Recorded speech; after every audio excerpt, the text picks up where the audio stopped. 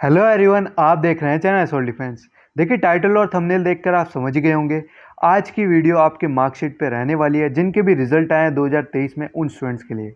क्योंकि काफ़ी स्टूडेंट्स के डाउट आ रहे सर हमें ये बताइए, हमें समझ में नहीं आ रहा ग्रेड पॉइंट क्या होता है, ग्रेड पॉइंट क्या होता है, एसजीपी क्या है, हम कैसे पता करें हम पास हैं या फेल हैं। हमें इस बार प्रैक्टिकल भी थे और थ्योरी भी थी, उन सब के अलग अलग ग्रेड पॉइंट दे रखे हैं। हमें इस बार रिजल्ट के अंदर कोई मार्क्स नहीं दिए गए हैं। ग्रेड्स हम कैसे पता करें हमारे कितने मार्क्स हैं और हम पास हैं या फेल, ईआरआई है, एब्सेंट है, उन सब के बारे में ए टू जेड बात करेंगे, पूरे मार्कशीट की एक एक पॉइंट के बारे में। तो आपको वीडियो को एंड तक जरूर देखना है। उससे पहले अगर आपने अभी तक चैनल सब्सक्राइब नहीं किया तो प्लीज़ सब्सक्राइब करते हुए और वीडियो को लाइक करते हुए जरूर जाना है। डिस्क्रिप्शन में आपको टेलीग्राम का लिंक मिलेगा, उसे भी जाके ज्वाइन कर लेना है। इससे पहले आपने अगर सोल का रिजल्ट डाउनलोड करने की वीडियो नहीं देखी है वो चेक कीजिएगा, उसके बाद ये आइएगा, उसमें आपको पूरा रिजल्ट डाउनलोड करना बताया कौन सी वेबसाइट से। अब चलते हैं आपका रिजल्ट दिखने में कैसा है और उसके बाद ग्रेड पॉइंट का क्या सिस्टम है, सीधे वहीं चलते हैं। देखिए, जिन स्टूडेंट्स का अभी तक रिजल्ट नहीं आया वो वेट कीजिए, थोड़ी देर में या थोड़ी दिन में आपका भी रिजल्ट डिक्लेयर कर दिया जाएगा। सभी कोर्सेज़ का एक साथ नहीं किया जाता, ये बात आप समझ लीजिए। दो कोर्सेज़ का होता है, एक कोर्सेज़ का होता है, फिर उसके बाद एक दो दिन बाद उस अगले कोर्सेज़ का भी हो जाता है। तो बस आपको पेशेंस बनाए रखना है। अगर आप रोल नंबर और सब चीज़ें डाल रहे हैं और आपका रिजल्ट में दिखा रहा है नॉट फाउंड, इसका मतलब आपका रिजल्ट डिक्लेयर नहीं किया गया है। अब देखिए, जो बीकॉम प्रोग्राम और बीए प्रोग्राम इनका रिजल्ट डिक्लेयर कर दिया गया है, तो ये स्टूडेंट डाउनलोड कर सकते हैं। फर्स्ट सेमेस्टर की बात कर रहे हैं, स्कूल ऑफ ओपन लर्निंग। अब देखिए, सबसे पहले पेपर कोड के बारे में तो आपको पता है, पेपर नेम के भी बारे में पता है। Paper type DSC, GAC, SEC, ये मैंने आपको पहले ही बता रखे हैं। सेमेस्टर 1। अब आते हैं सीधे क्रेडिट पॉइंट पे। क्रेडिट पॉइंट क्या है ये आपके? 4 4 4 2 2, इनके आगे 2 2 क्यों लिख रखा है? देखिए, ये आपके पहले से मेंशन है, अगर आपने सिलेबस चेक किया होगा वहाँ पे पहले से मेंशन होते हैं, जो आपके जो ये दे रखे हैं क्रेडिट पॉइंट 4 4 जितने भी हैं इस हिसाब से। इससे आपके मार्क्स एलोकेट होते हैं। वो कैसे होते हैं चलिए आगे समझते हैं। क्रेडिट के बाद क्या दे रखा है? ग्रेड, थ्योरी और आपका थ्योरी, टीयू और प्रैक्टिकल। आपको इसमें कंफ्यूज नहीं होना है, टीयू और पीआर अलग अलग क्या दे रखा है। ये बस इसी को ही देख सकते हैं, जहाँ पे पीआर में नंबर नहीं दिए, ग्रेड नहीं दिया, वहाँ टीयू में दे दिया है, और जहाँ पे टीयू में नहीं दिया वहाँ पीआर में दे दिया है। ये इसी का ही कुछ होगा, तो इसको आपको ज़्यादा ध्यान नहीं देना है। सीधा आपको पास और फेल कैसे करना है वो हम समझते हैं आगे। अब देखिए, नेट ग्रेड का मतलब क्या है? आपके थ्योरी और प्रैक्टिकल तीनों को मिला के नेट ग्रेड क्या बन रहा है। अगर आपके समझ लीजिए चार चार नंबर है तीनों ही सब्जेक्ट में, तो एवरेज कितने बन रहे हैं? चार, इस हिसाब से आपका नेट ग्रेड बनाया गया है। B B C B S B B, ये इस टाइप का। अब देखिए, ए और ए प्लस दे रखा है तो नेट ग्रेड ए बना, सी और बी दे रखा है तो नेट ग्रेड बी बना। ये बात आपको समझ में आ गई। अब आते हैं ग्रेड पॉइंट पे। ये भी आपके पहले से देखिए 6 6 5 6 8 6 6, यहाँ पे आपका सारा सिस्टम होता है। जो आपने परफॉर्मेंस दी है वो यहाँ पे समझ में आती है। आपका ग्रेड पॉइंट क्या है? अब देखिए, सीधे आपको दे रखा है 4 × 6 यानी 24। आपको क्रेडिट और ग्रेड पॉइंट को इंटू कर देना है। ये देख सकते हैं, ये क्रेडिट लिखा है 4, इंटू करना है आपको ग्रेड पॉइंट से। 4 × 6 24, 4 × 6 24, 4 × 5 20, 4 × 6 24, 2 × 8 16, 2 × 6 12, 2 × 6 12। ये आपको समझ में आ गया। ये आपके बनते हैं क्रेडिट पॉइंट, जिससे आपके मार्क्स एलोकेट होंगे। अब मैं आपको ABCD के बारे में भी बता देता हूँ, किस पे कितने मार्क्स मिलते हैं, ताकि स्टूडेंट्स का वो डाउट ना रहे। अब देखिए, सीधे इस पे आइए। अब यहाँ पे क्या दे रखा है? मैंने आपको सब चीज़ें बताई है। AB का मतलब एब्सेंट है। F का मतलब, F अगर आपके कहीं पे भी सब्जेक्ट के आगे लिखा है, इसका मतलब आपको समझ लेना आप फेल हो चुके हैं, उसका एग्ज़ाम आपका दोबारा होगा। D का मतलब, अगर आपका C और D तक भी लास्ट सभी सब्जेक्ट में D तक दिख रहा है, इसका मान के चलिए आप बिल्कुल लाइन पे पास हुए हैं, पर आप पास हो चुके हैं। मेन बात, आप पास हो चुके हैं। F नहीं आना चाहिए। क्या क्या नहीं आना चाहिए आपके रिजल्ट में तो दिक्कत आएगी? ER, एसेंशियल्स रिपीट, ER नहीं लिखा होना चाहिए, F नहीं लिखा होना चाहिए और AB नहीं लिखा होना चाहिए। ये तीन होती है तो आपको दिक्कत आ सकती है। C का मतलब एवरेज, B का मतलब अबव एवरेज, B का प्लस का मतलब good, very good, A plus का मतलब एक्सलेंट, O का मतलब आउटस्टैंडिंग। अब ग्रेड पॉइंट भी दे रखे हैं, मैंने आपको वहाँ ग्रेड पॉइंट भी दिखाए थे, उस हिसाब से नंबर है। अगर आपका ग्रेड पॉइंट 10 है तो इसका मतलब आपके 90 से 100 मार्क्स आए। 9 ग्रेड पॉइंट है तो आपका 80 to 90 के बीच में है। ये बात आपको ध्यान रखनी है। 70 से 80 8 वालों को है, 60 से 70 7 वालों को है। अब देखिए, स्टूडेंट का क्या था ये देखते हैं सीधे। ग्रेड पॉइंट इसके थे 6 5 6 8 6, ये ऐसे दे रखे हैं।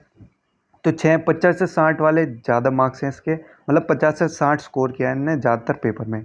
8 भी किया है, उसमें 70 से 80 मार्क्स हैं। ये बात आपको ध्यान रखनी है। इसका स्क्रीनशॉट ले लीजिएगा और इसको सेव कर लीजिएगा। इससे अपने मैच मिलाइएगा कि आप कितना स्कोर करके आए हैं अपने जो भी आपका एग्ज़ाम दिया है उस हिसाब से। ये बात आपको समझ में आ गई। एवरेज ही पता चलेगा थ्योरी और प्रैक्टिकल का मिला के, तो ये बात आपको ध्यान रखनी है, प्रैक्टिकल का भी मिला के आपको दिखाया जाएगा।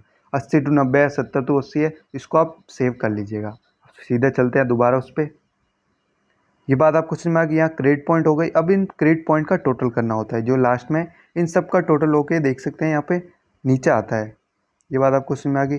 सीधा आप इसे इंटू भी कर सकते हैं। टोटल क्रेडिट दे रखा है, इंटू सीधे कीजिए SGPA से, तो आपका जो टोटल क्रेडिट पॉइंट है वो भी बन जाएगा। वरना आप इन सबको प्लस करेंगे तो यहाँ पे आपका 132 बन जाएगा। अब देखिए SGPA दे रखी है 6, मतलब 10 के अंदर से आती है 6, मतलब ये मान के चलिए आपने आधे से ज़्यादा नंबर लिया है, 50 से 60% लिया है। इस ये मान सकते हैं, पर ऐसा ज़रूरी नहीं है 50 से 60 ही, उससे कम भी हो सकते हैं, उससे ज़्यादा भी हो सकते हैं। और वो कैसे पता करेंगे, उसके लिए आपको चाहिए CGPA। जब तक आपके पास CGPA नहीं होगी तब तक आप अपनी परसेंटेज नहीं निकाल सकते। अब CGPA कैसे आएगी, CGPA के लिए आपको 2 सेमेस्टर के एटलीस्ट मार्क्स चाहिए। अब वो क्यों चाहिए वो मैं भी आपको दिखा देता हूँ, एक सेकंड रुकिएगा। ये देखिए यहाँ पे क्या लिखा है, अगर आपको परसेंटेज ऑफ मार्क्स निकालना है फाइनल, तो उसके लिए आपको CGPA चाहिए ही चाहिए, और इंटू करना होगा आपको 9.5 से। CGPA आ जाएगी तो आप इंटू करेंगे 9.5 से, उससे आपकी फाइनल परसेंटेज आ जाएगी। अब आपको CGPA निकालना है तो उसके लिए क्या चाहिए, सीधा फॉर्मूला गूगल पे भी लिखा है, sum of SGPA all semester in a year. मतलब आपकी जो SGPA का टोटल है वो पूरा ईयर का, पर आपने ईयर का भी एक सेम का रिजल्ट आया है, दूसरे सेम का बाकी है, 2 सेम का आप टोटल करेंगे जो आपका SGPA है, उससे आप इंटू करेंगे 9.5 से, और जो CGPA निकल जाएगी। सम की करना है, इंटू नहीं करना है, वो उसमें परसेंटेज निकालनी है। आपको CGPA के निकालने के चाहिए, मतलब आपको 2 सेमेस्टर की SGPA चाहिए और डिवाइड कर देना अपने नंबर ऑफ सेमेस्टर, यानी 2 सेमेस्टर से। इससे आपकी CGPA आ जाएगी। CGPA आ जाएगी तो उसमें आपको फॉर्मूला लिख देना है परसेंटेज में, CGPA इंटू 9.5। नीचे आपको फॉर्मूला लिख रहा है 4 नंबर पे, परसेंटेज निकालनी है तो CGPA हमने निकालनी सीखी अभी, CGPA इंटू 9.5 करेंगे तो आपकी परसेंटेज भी आ जाएगी। बाकी ये चीज़ें हैं, O का मतलब आउटस्टैंडिंग, ये मैंने आपको बताई दी है। NA का मतलब नॉट अवेलेबल है, और RA का रिजल्ट अवेटेड, ER आता है तो आपका एसेंशियल रिपीट है। ये चीज़ आपको समझ में आ गई। चलिए फिर से रिजल्ट की तरफ चलते हैं। ये देखिए, this is well based statement of marks. ये ER दिखा रहा है तो इसका मतलब आपको एसेंशियल रिपीट है, आपको दोबारा एग्ज़ाम होगा। फेल होते हैं तब भी दोबारा एग्ज़ाम होगा। तो मैंने आपको A to Z सारी चीज़ें बताई दी हैं लगभग। आप फेल हैं या पास, वो कैसे पता करें। आपको अगर नेट ग्रेड में D तक दिख रहा है लास्ट, तो आप पास हैं। और अगर F, AB या ER दिखता है, या तो एब्सेंट है या फिर आप फेल हैं। A B C D इन चारों में कुछ भी दिखता है तो आप पास है। बाकी मार्क्स कितने आए हैं, किस एवरेज के बीच में है, वो कैसे करना है, उसके लिए मैंने आपको चार्ट बताया कैसे करना है। क्रेडिट इंटू नेट ग्रेड से क्रेडिट पॉइंट बन जाएगा, और फिर क्रेडिट पॉइंट से आपकी SGPA बनती है, SGPA से CGPA बनती है, और CGPA से आपके फाइनल परसेंटेज मार्क्स बनते हैं। इतना आपको A to Z समझ में आ गया होगा। अगर नहीं आया तो आप वीडियो को पीछे करिएगा, आपको A to Z समझ में आ जाएगा, क्योंकि मैंने बिल्कुल आसान शब्दों में समझाया है। बस यही चीज़ आपको बतानी थी। क्रेडिट है, क्रेडिट आपके पहले से मेंशन होते हैं, जो आपने परफॉर्मेंस दी है वो ग्रेड पॉइंट में मेंशन होगी। तो क्रेडिट इंटू ग्रेड पॉइंट को इंटू करेंगे तो आपका क्रेडिट पॉइंट आ जाएगा। क्रेडिट पॉइंट का टोटल से आपकी SGPA बन जाती है। ये बात आपको समझ में आ गई। बाकी आप क्रेडिट सीधे आप ग्रेड पॉइंट से भी पता कर सकते हैं आपके कितने मार्क्स आए हैं, जो मैंने आपको चार्ट बताया। वो 1 से 10 जितना भी है, मतलब इस बच्चे के ज़्यादातर 50 से 60 इसने एवरेज दिया है हर सब्जेक्ट में। 6 का मतलब 50-60 है, और 8 का मतलब है 70 से 80 भी, जो भी आपको दिखाया था उसमें जाके देख लीजिएगा।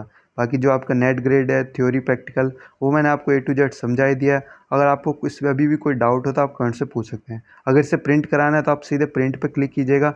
आपको सेव करना है, प्रिंट नहीं करना है। मैं आपको बताता हूँ, आपको करना है 1 और 2 दिखेगा, 2 पे अनटिक कर देना है। यहाँ पे सेव एज ऑल प्रिंटर होगा पहले से ही, आपको सेव एज PDF पे करके सिर्फ डाउनलोड कर लेना है अपने मोबाइल में, क्योंकि बाद में डाउनलोड करोगे तो उसके आपको पैसे देने पड़ेंगे। ये बात आपको ध्यान रखनी है।